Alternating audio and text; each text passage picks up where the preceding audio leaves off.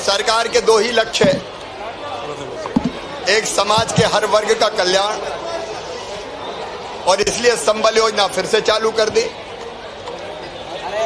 किसानों के कल्याण के लिए लगभग 83,000 करोड़ रुपया कोरोना काल में भी किसान के खाते में पहुंच चुका है या पहुंच रहा है।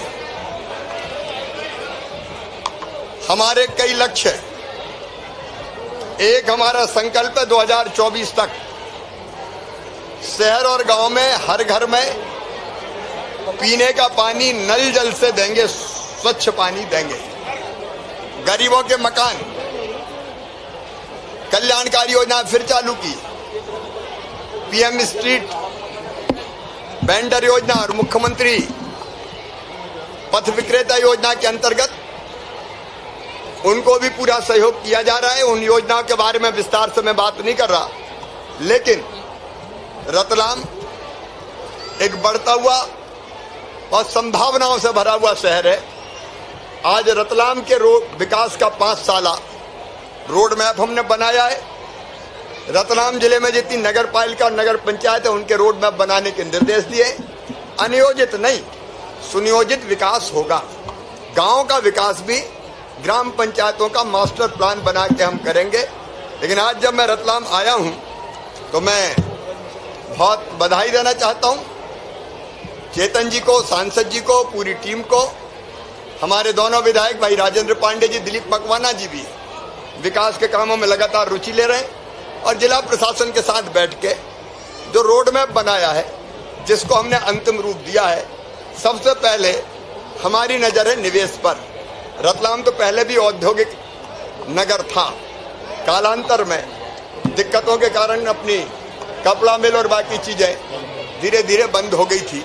लेकिन फिर से चूंकि रतलाम दिल्ली मुंबई इंडस्ट्रियल कॉरिडोर पर स्थित है और इसलिए हम लोग लगभग 1700 हेक्टेयर जमीन, 1800 हेक्टेयर जमीन की व्यवस्था नए निवेश क्षेत्र बनाने के लिए कर रहे हैं।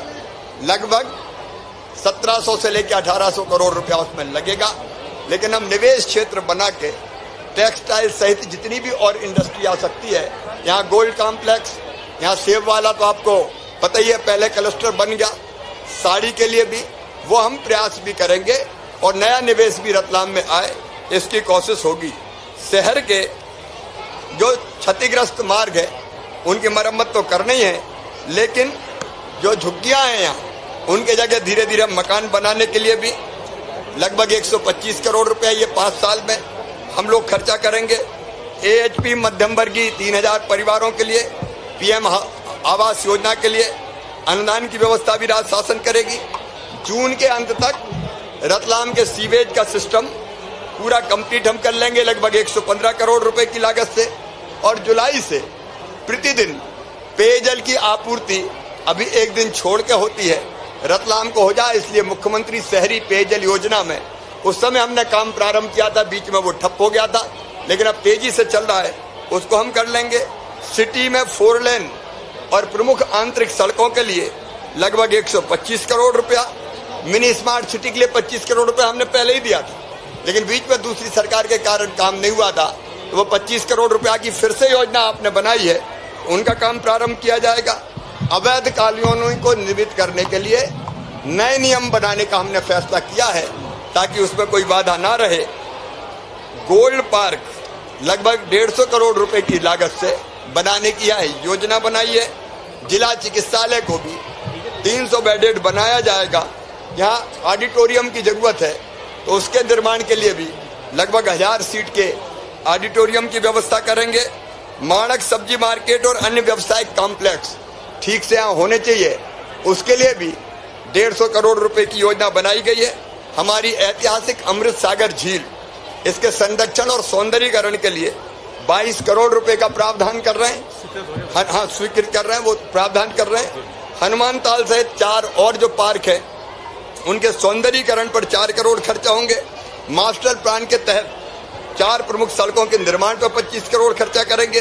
ट्रांसपोर्ट नगर बाहर बने ठीक से व्यवस्थित हो ट्रांसपोर्ट, इसके लिए लगभग 22 करोड़ रुपए की व्यवस्था करेंगे।